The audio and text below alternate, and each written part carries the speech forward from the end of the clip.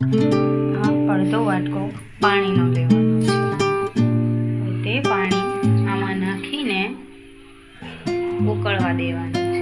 એમાં 4 ચમચી જેટલું તેલ નાખીને ઉકળવા દેવાનું છે.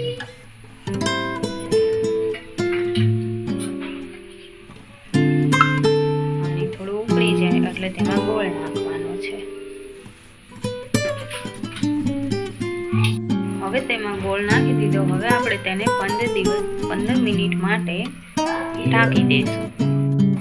હવે ઓગળી ગયેલા ગોળમાં આપણે આ લોટ નાખીશું. ગોળ સતત હલાવતો રહેવાનો છે. આપણે જે લોટ બાંધ્યો તે મુઠ્ઠીમાં થાય એ પ્રમાણે થઈ ગયો છે. હવે તેમાં ધીમો ગેસ કરી અને તેમાં આ લોટ નાખવાનો છે.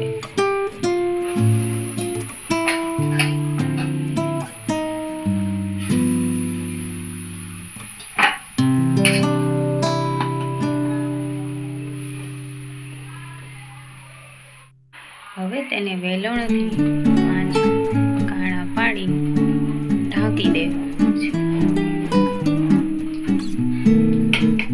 જો બની ગઈ છે આપણી